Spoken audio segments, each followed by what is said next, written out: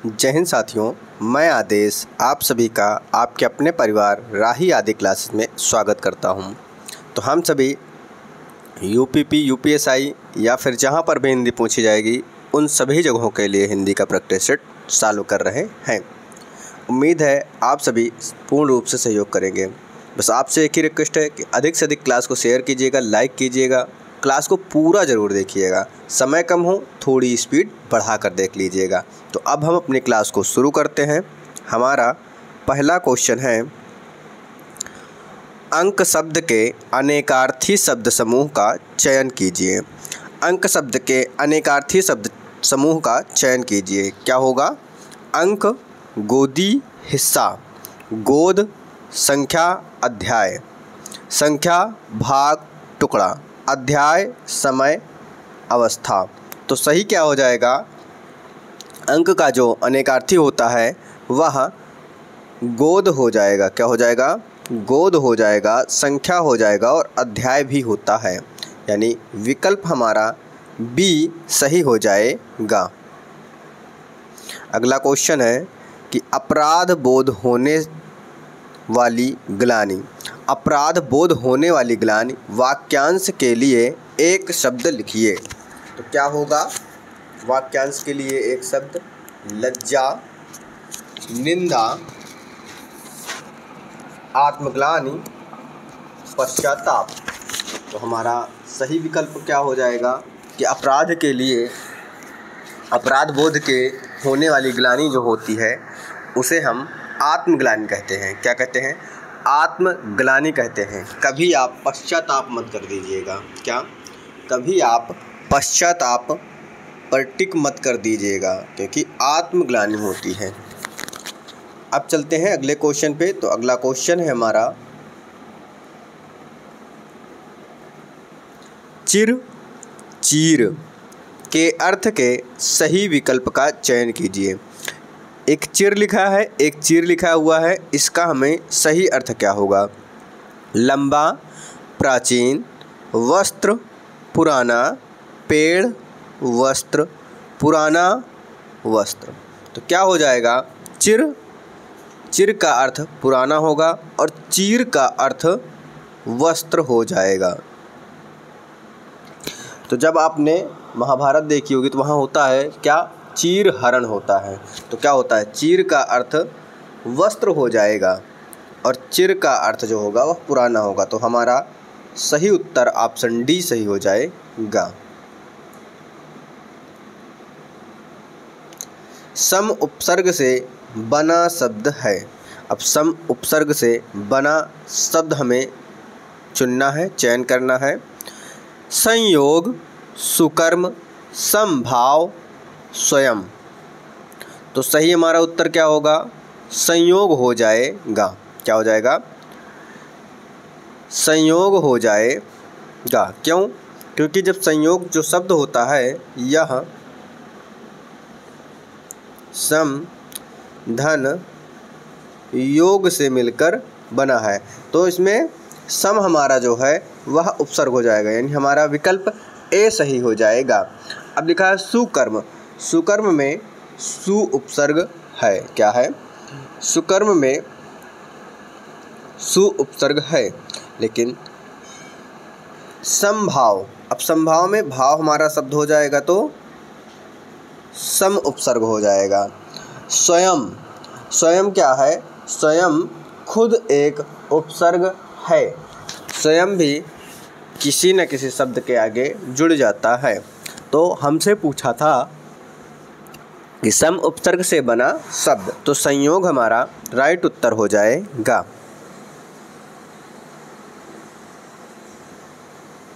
अगला क्वेश्चन है, रंगीला शब्द में किस प्रत्यय का प्रयोग हुआ है? रंगीला शब्द में किस प्रत्यय का प्रयोग हुआ है? गीला, इला, ला, ईला। तो हमारा मूल शब्द क्या होता है?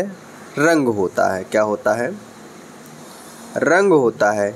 इसमें ईला जुड़ा हुआ है। क्या जुड़ा है? ईला जुड़ा हुआ है। यानी ऑप्शन डी हमारा सही हो जाएगा। आगे चलते हैं अगले क्वेश्चन पे। अगला क्वेश्चन है हमारा, सूर्योदय में कौन सी संधि है। अब सूर्योदय शब्द में आपको संधि बतानी है, तो सबसे पहले आपको संधि विच्छेद भी आना चाहिए। क्या संधि विच्छेद भी आना चाहिए। तो क्या होगा संधि विच्छेद? संधि विच्छेद हो जाएगा सूर्य धन उदय। क्या? सूर्य धन उदय हो जाएगा। तो हमारा बनेगा क्या, यहाँ से आ, यहाँ से उ, तो फिर क्या मिलेगा, तो बन जाएगा ओ। क्या बनेगा? ओ। तो जिस संधि में ए, क्या ए ओ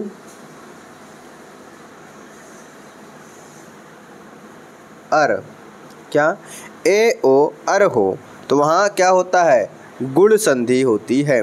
तो सूर्य धन उदय में आपको गुण संधि है। पहचानने का तरीका दूसरे तीसरे वर्ण पे यहाँ देखिएगा, किसकी मात्रा मिलेगी आपको, ए की, ओ की, या फिर अर लिखा रहेगा। तो यहाँ पर देखिए ओ की मात्रा आपको नज़र आ रही है, तो इसलिए यहाँ पर क्या होगा, ट्रिक के माध्यम से देखेंगे तो गुण संधि हो जाएगा। बाकी रूल आपको इधर बता दिया गया है। अगला क्वेश्चन है कि शुद्ध वाक्य का चयन कीजिए। उसका शिमला जाना है, उसने शिमला जाना है, उससे शिमला जाना है, उसे शिमला जाना है। तो इन चारों विकल्पों को पढ़कर आपको सही उत्तर का पता चल गया होगा। क्या होगा कि उसे शिमला जाना है। विकल्प डी सही हो जाएगा। अगला क्वेश्चन है कि सज्जन शब्द में समास है। सज्जन शब्द में समास है कर्मधारय समास, तत्पुरुष समास, द्वंद्व समास या द्विगु समास। तो सज्जन शब्द में क्या है, कर्मधारय समास है। क्यों है? सत है, जन जो यानी अच्छा है जो पुरुष, तो यहाँ पर कर्मधारय समास हो जाएगा। विकल्प हमारा ए सही हो जाएगा, कर्मधारय समास। अगला क्वेश्चन है वाच्य के कितने भेद होते हैं। तो मैंने आपको पहले भी बता रखा है कि वाच्य के कितने भेद होते हैं, 2, 5, 7, 3। तो वाच्य के 3 भेद होते हैं। कौन कौन से? एक तो होता है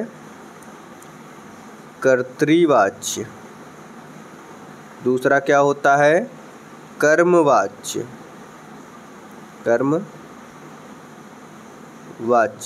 तीसरा क्या होता है, भाववाच्य, भाववाच्य। तो ये 3 भेद होते हैं वाच्य के। अगला क्वेश्चन है कि वह दिन भर पढ़ता रहता है। रेखांकित शब्द में अव्यय का भेद बताइए। रेखांकित शब्द क्या है, दिन भर। वह दिन भर पढ़ता रहता है, तो दिन भर है, तो दिन भर में कौन सा अव्यय है, अव्यय भेद है? परिणामवाची, निपात, समुच्चय बोधक या प्रश्नवाचक। तो क्या है, वह दिन भर पढ़ता रहता है, यानी यहाँ पर जोर दिया जा रहा है दिन भर, यानी निपात हो जाएगा। क्या हो जाएगा, निपात हो जाएगा। अगला क्वेश्चन है कोष्ठक में दिए गए विराम चिन्ह का नाम है। ये कौन सा विराम चिन्ह है? प्रश्नवाचक है, अल्प विराम है, पूर्ण विराम है या विस्मय बोधक है, या विस्मयादि बोधक भी कहते हैं। तो यहाँ पर बताना है प्रश्नवाचक, अल्प विराम, पूर्ण विराम, विस्मय बोधक। तो आप सभी जानते हैं ये किसका चिन्ह है, विस्मय बोधक का चिन्ह है। बाल की खाल निकालना मुहावरे का अर्थ है। क्या हो जाएगा, बाल की खाल निकालना? बढ़ा चढ़ाकर बात करना, गुण दोष की परख करना, बहुत मीन मेख करना, मुश्किल काम करना। तो क्या हो जाएगा बाल की खाल निकालना? बहुत मीन मेख निकालना। हमारा सी वाला विकल्प सही हो जाएगा। अब आते हैं अगले क्वेश्चन पे। तो अगला क्वेश्चन है, 4 दिन की चांदनी फिर अंधेरी रात लोकोक्ति का अर्थ है। इस लोकोक्ति का अर्थ बताना है कि 4 दिन की चांदनी फिर अंधेरी रात, थोड़े दिन का सुख, चांद ना दिखाई देना, 4 दिन चांद दिखना, सुख ही सुख। तो 4 दिन की चांदनी फिर अंधेरी रात क्या हो जाएगी कि थोड़े दिन का सुख। विकल्प ए हमारा सही हो जाएगा।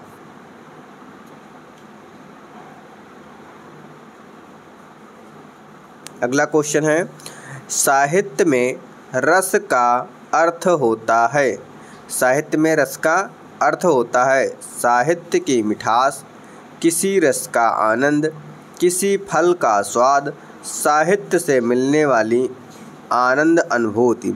तो सही विकल्प क्या हो जाएगा कि साहित्य से मिलने वाली आनंद अनुभूति को साहित्य का रस कहा जाता है। विकल्प डी हमारा सही हो जाएगा।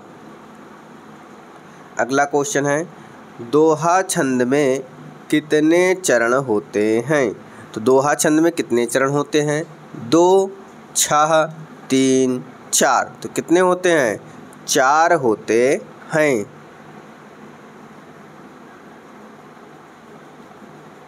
अगला क्वेश्चन है, भाषा शब्द में शब्द और अर्थ की दृष्टि से सौंदर्य उत्पन्न करता है।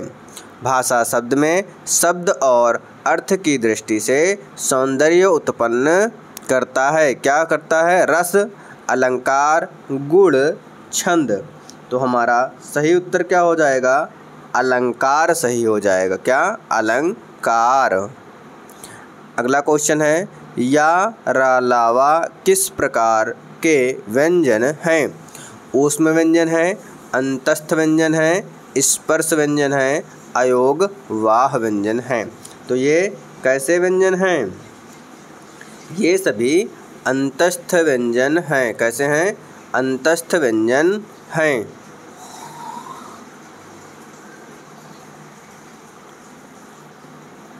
निम्नलिखित में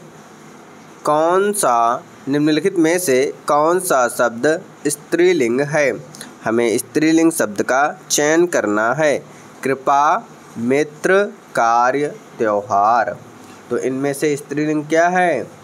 कृपा शब्द जो है स्त्रीलिंग हो जाएगा। तो विकल्प हमारा ए सही हो जाएगा।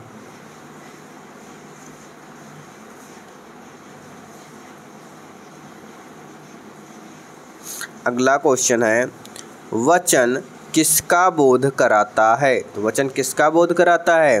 प्राणी या वस्तु के एक या अनेक होने का, प्राणी या वस्तु के एक होने का, प्राणी या वस्तु के अनेक होने का, प्राणी या वस्तु के लिंग का। तो किसका बोध कराता है? प्राणी या वस्तु के एक या अनेक यानी बहुवचन या एक वचन का बोध कराता है। तो विकल्प हमारा ए सही हो जाएगा। अगला क्वेश्चन है, उसने टेढ़ी चाल चली। क्या? उसने टेढ़ी चाल चली वाक्य में कौन सा कारक है? कर्म कारक, संबंध कारक, अधिकरण कारक या कर्ता कारक।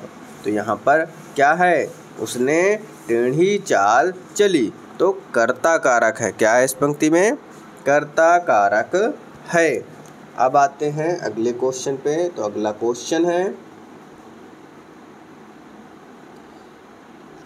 निम्नलिखित में से किस वाक्य में सर्वनाम का प्रयोग हुआ है? किस वाक्य में सर्वनाम का प्रयोग हुआ है? आज बरसात होगी, मैं कल दिल्ली जा रहा हूँ।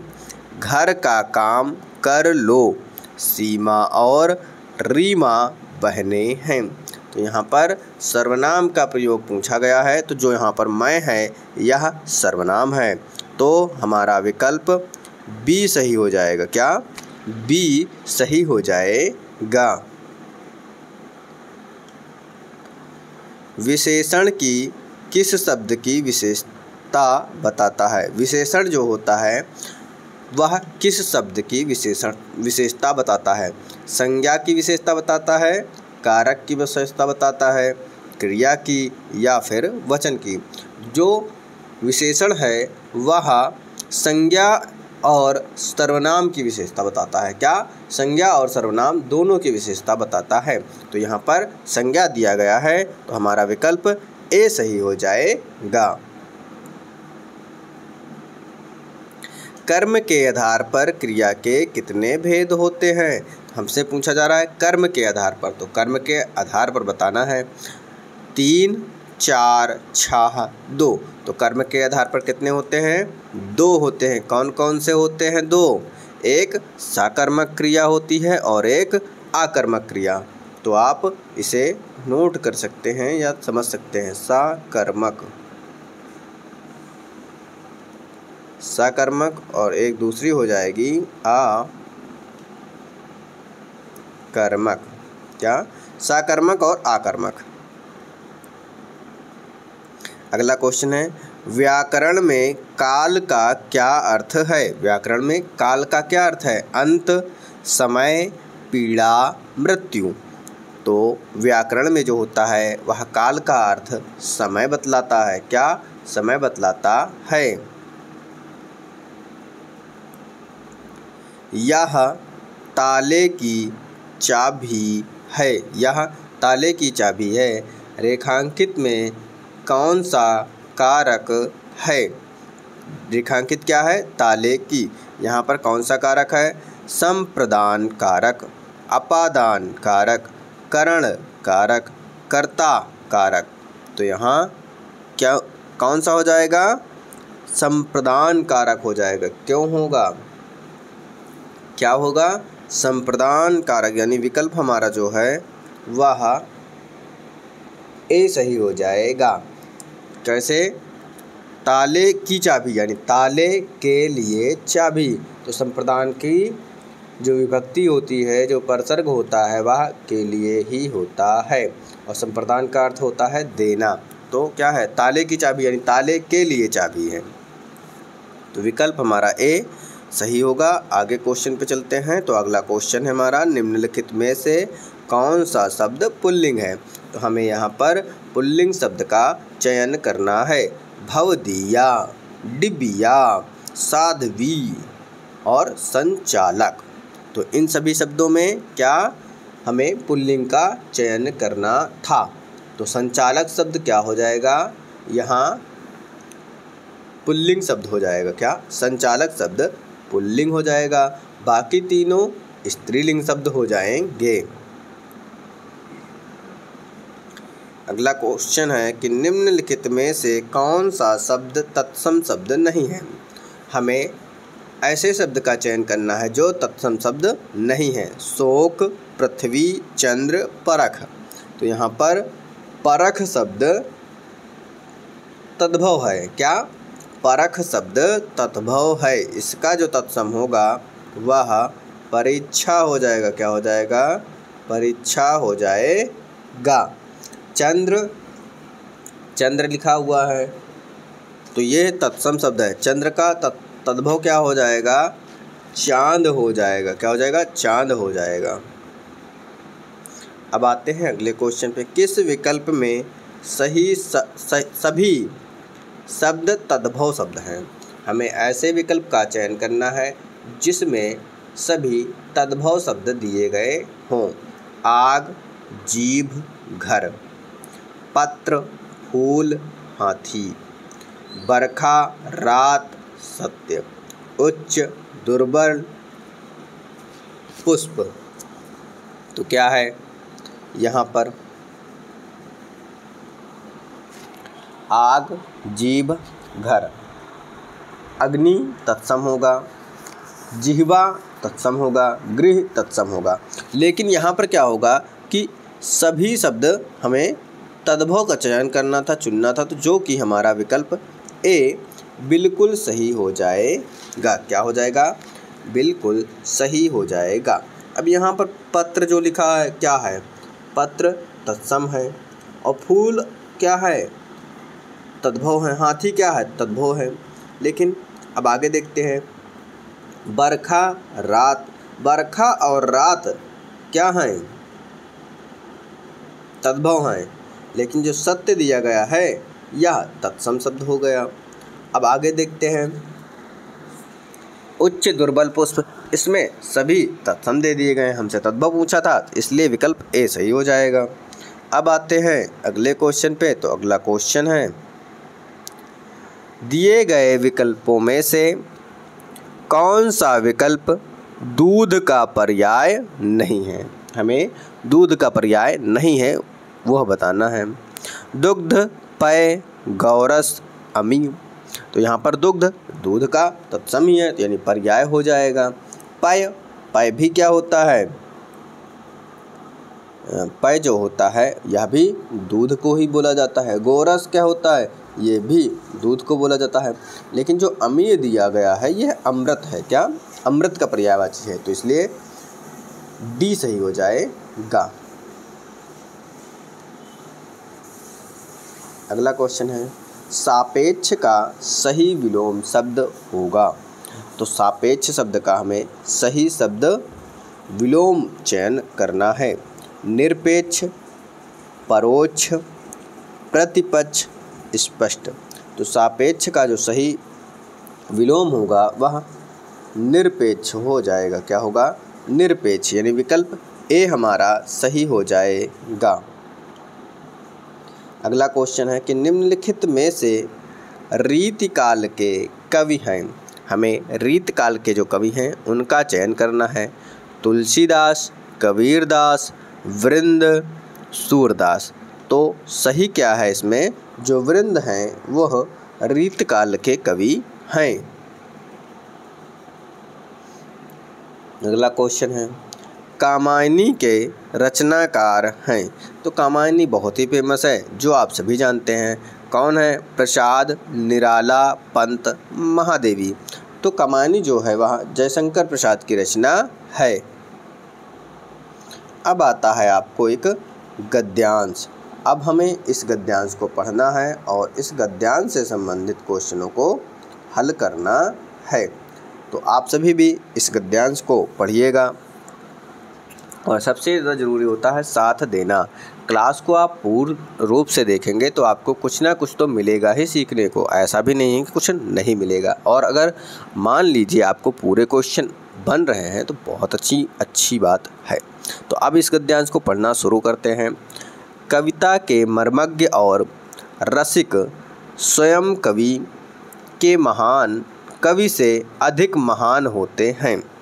संगीत के पागल यानी सुनने वाले ही स्वयं संगीतकार से अधिक संगीत का रसास्वादन करते हैं। यहाँ पूज्य नहीं पुजारी ही श्रेष्ठ है। यहाँ सम्मान पाने वाले नहीं सम्मान देने वाले महान हैं। स्वयं पुष्प में कुछ भी नहीं है, पुष्प का सौंदर्य उसे देखने वाले की दृष्टि में है। दुनिया में कुछ भी नहीं है, जो कुछ भी है हमारी चाह है, हमारी दृष्टि में है। यह अद्भुत भारतीय व्याख्या अजीब सी लग सकती है, पर हमारे पूर्वज सदा इसी पथ के पथिक रहे हैं। उत्तम गुरु में जाति भावना भी नहीं रहती।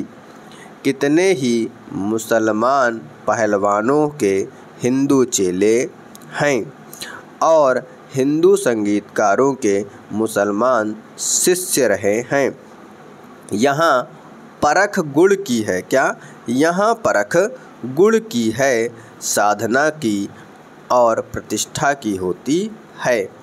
भक्ति और श्रद्धा ही भक्ति और श्रद्धा की ही कीमत है, ना कि जाति संप्रदाय आचार विचार धर्म की मुझे पढ़ाया लिखाया था एक विद्वान मुसलमान ने ही। और आज मैं जिस स्थान पर हूँ, जो सम्मान और प्रतिष्ठा मुझे मिली है, उस सब का श्रेय मेरे उन्हीं गुरु का है। तो ये रहा आपका गद्यांश। अब इस गद्यांश से संबंधित क्वेश्चनों पर चलते हैं। तो क्वेश्चन क्या है कि कविता का मर्मज्ञ तथा रसिक कौन हो सकता है? जो कविता के मर्म को समझकर उसके रस में डूब जाता है, जो कविता सुनता है, जो कविता सुनकर दाद देता है, जो रसपान करता है। तो क्या हो जाएगा सही विकल्प? जो कविता के मर्म को समझकर उसके रस में डूब जाता है, यानी विकल्प हमारा ए सही हो जाएगा। अगले क्वेश्चन पे चलते हैं। पुष्प का सौंदर्य किसमें है? पुष्प का सौंदर्य किसमें है? तोड़ने वाले की दृष्टि में, देखने वाले की दृष्टि में, या स्वयं पुष्प में, या पाने वाले की दृष्टि में। तो पुष्प का सौंदर्य किसमें है? देखने वाले की दृष्टि में है। क्या है हमारा विकल्प? बी सही हो जाएगा, देखने वाले की दृष्टि में। अगला क्वेश्चन है, अच्छा गुरु अपने शिष्य में देखता है। तो अच्छा गुरु अपने शिष्य में क्या देखता है? जाति तथा धर्म, आचार विचार, भक्ति तथा श्रद्धा, रंग तथा रूप। तो अच्छा गुरु क्या देखता है अपने शिष्य में? भक्ति तथा श्रद्धा देखता है। क्या? भक्ति और श्रद्धा देखता है। पथ शब्द का उचित समानार्थी शब्द है। तो पथ शब्द का उचित समानार्थी क्या होगा? मार्ग, भोजन, यात्री, पथिक। तो पथ शब्द का उचित समानार्थी मार्ग हो जाएगा। क्या हो जाएगा? मार्ग हो जाएगा। अब आते हैं हम अपने लास्ट क्वेश्चन पे। हमारा लास्ट क्वेश्चन है, जो सम्मान और प्रतिष्ठा मुझे मिली है, उस सब का श्रेय मेरे उन्हीं गुरु का है। यह कथन यानी कथन से कौन सा भाव प्रकट होता है? गुरु के प्रति घृणा, गुरु के प्रति अपनापन, गुरु के प्रति अपनापन, गुरु के प्रति शिष्य भाव, या गुरु के प्रति श्रद्धा। तो क्या है? गुरु के प्रति श्रद्धा है। क्या? गुरु के प्रति श्रद्धा। तो साथियों, ये रहा आपका आज का प्रैक्टिस सेट। उम्मीद है आपको पसंद आया होगा। बस आपसे हमेशा एक ही रिक्वेस्ट रहती है कि क्लास को अधिक से अधिक शेयर करें, क्लास को पूरी तरह से देखें, ताकि जब क्लास में अधिक से अधिक लोग उपस्थित होते हैं, यानी क्लास को अधिक से अधिक लोग देखते हैं, तो हमारा भी मनोबल बढ़ता है कि आप लोगों को क्लास पसंद आ रही है। तो मेरी जो मेहनत होती है आधे घंटे की, यहाँ पर आधे घंटे की क्लास होती है, बट इसके पीछे थोड़ा सा ज़्यादा ही होता है, काफ़ी ज़्यादा होता है, दूना समय लगता है। तो वो थोड़ा सा अच्छा लगता है कि हाँ आप लोगों को पसंद आया। तो आज की क्लास को यहीं पे समाप्त करते हैं। आप सभी का इस क्लास में जुड़ने के लिए और इस परिवार में जुड़ने के लिए बहुत बहुत धन्यवाद।